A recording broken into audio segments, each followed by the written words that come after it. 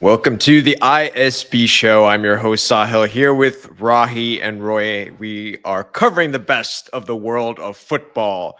And today it looks like we're talking about Argentina, but actually we are not. We're going to a different region. Roy, what region are we going to? Morocco, my friends. We are going to Africa. Talk about the Moroccan national team, a team that has gone from nothing to something brilliant, guys. Yeah. They basically walked through the AFCON qualification. Well, we might say they roared through because a quiz question. What is the name of this team? Every team has a name, right? Yeah. What are they called? I know the answer to this. I know the answer to most of these in the world, so I'm not going to answer. I'll let Roy try to figure it out. I know the team. We all know it at this point in time. Who wants to say it? Well, I'll say it. Say it, right? The Atlas Lions, my friends. The Atlas Lions, one of the great names in football. And boy, did they roar through qualifying, Roy. Oh, yeah. Lions del Atlas in Arabic. Roy's got his burgundy right there for the Moroccan national team. Okay, so I mean, I don't think there's a lot to say about the qualification campaign. I mean, it was a perfect 6 of 6, and everyone scored. Literally everyone on their team, almost. Everybody on the team scored. They won every game by multiple goals. It seemed this team is on fire. They've only gotten better since that incredible World Cup performance, Roy. And they've only gotten better because they've added some incredible players, including Real Madrid's finest, Mr. Brahim Diaz, who is now fully a part of this Moroccan team. And the guy cannot stop scoring, Roy. This team is crazy, man. This is the dream of every nation. It's what so many nations around the world are trying to replicate, what they have built to attract these players, the culture they have built around this team, the success they're acquiring since building all these things.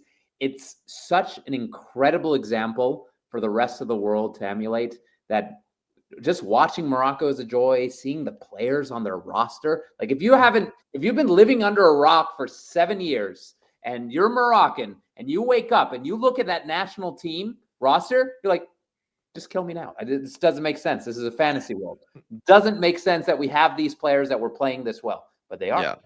So we'll get to how they've been able to accomplish this. But Rahi, first things first, like let's just name some of the players that we've looked at. Obviously, there's the big names: Ashraf Hakimi, Sofran Amrabat. There's the En-Nesyri we saw in the previous World Cup. But there's a couple. Forget about Manchester United's finest. I mean, there's player after player, but for me, it's the two new guys, the guys that are playing really well. Obviously, Brahim Diaz doing a ton, and then En-Nesyri, the young 19-year-old Monaco player, playing excellently. And he's a big part of this attack. The way this team attacks up front, it's really a ton of talent. And these are incredible players playing at incredible clubs. And the other thing, Roy, they're all young, particularly in the attack. These are all young players, aside from way up top, right? But everybody else in this midfield, 25 and younger.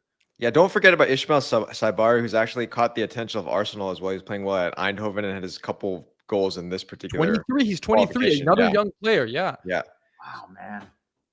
They look incredible. The scariest thing about this team is exactly what you mentioned, the youth. The fact that they're going to have these players for another 2 World Cups at least.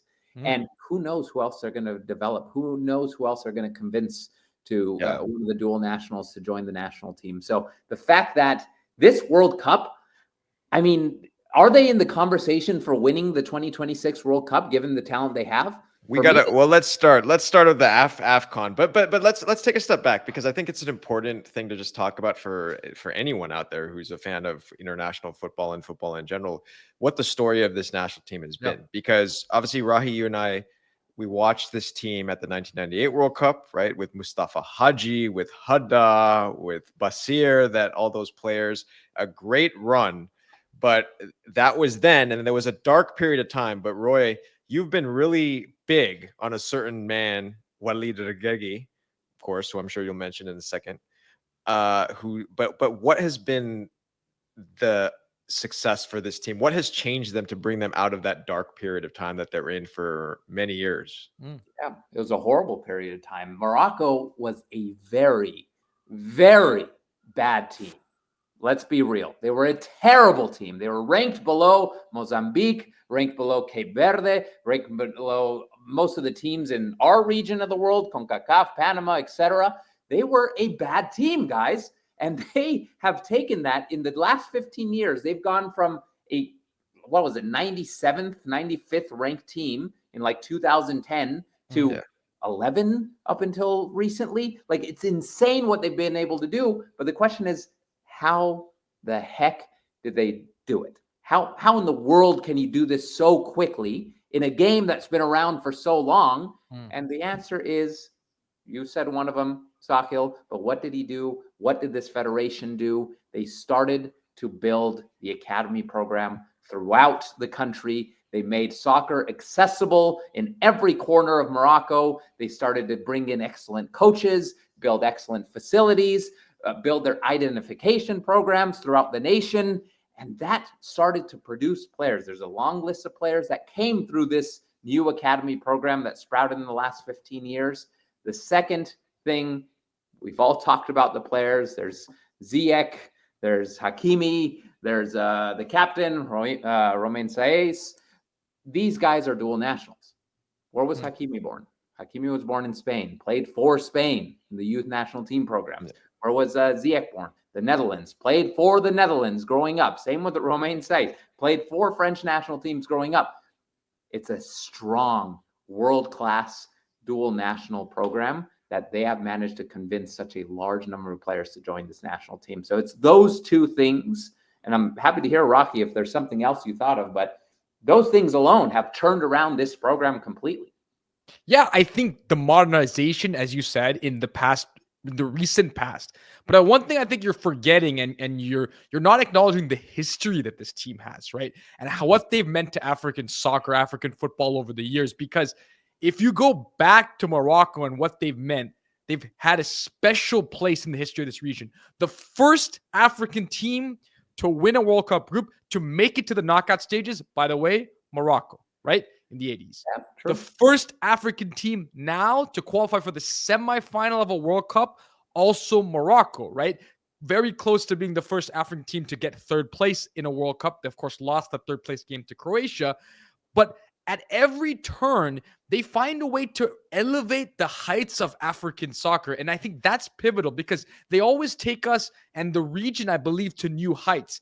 And it's important because they then set the standard for others to follow. And once again, they've done that with this period. And they have an opportunity, I think, to really show what this region can do. Because like you said, they're heading in to an African Cup of Nations, which is pivotal. But they're also heading into a World Cup, right, a couple of years away. And with the talent they have, how good can they be on the world stage, right? We've seen an African team now get to the knockout stages. We've seen an African team now get to the semifinals.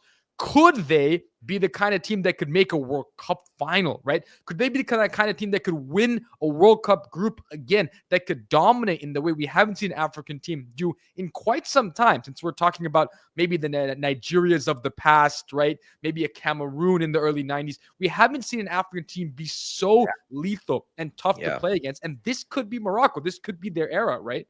Yeah, no, that's a good point because we go back to the 98 team. Obviously, Mustafa Hadji was the African Player of the Year. And so it's interesting because they went from being a very talented team in that point in time to the point that Roy was talking about, which is the dark period, maybe post-2006. But the fact that they've been able to do that, Roy, and come back and now come with a batch that you could say is possibly, even better than the 1998 teams and all that. Potential to be better for sure, considering how young they are. Right. So I think now, and this should be an obvious answer, I think, based on where the tournament is. I mean, are they favorites, guys, to win the AFCON that's coming up in 100%. Morocco? 100,000%. They are the best team in the region. They have been consistently excellent since the World Cup. And I don't think they're slowing down for this team. I don't think anyone's going to be able to slow them down in the region. And if I were to compare what's going on in Morocco to another region, I would say Japan. is another nation that has kind of mirrored what Morocco is doing in terms of how they were before. A forgettable team, good for periods of time, and now excellent. But Morocco has taken it a level higher. I feel the caliber of player on Morocco versus Japan is a bit higher. And these are two teams we're going to be looking at. But I'm excited, man. I'm excited for this team. Right. What do you think? Because there's the blemish of the last AFCON, right? Exactly. So you said since the World Cup, and there's a big stain on the record since the last World Cup, and that's the last African Cup of Nations. Really losing to a South Africa team, frankly, that they're more talented than. Of course, Hakimi missing the big penalty. That was a big moment in that game. But they lose in the knockout stages very early. And that's something they cannot do. And despite the success that this Morocco team has had historically, Roy, they haven't done well in this tournament, right? They don't have many African Cup of Nations to show for things, considering how good they've been in the region. And this is a time going into a home tournament where they really have to make their mark.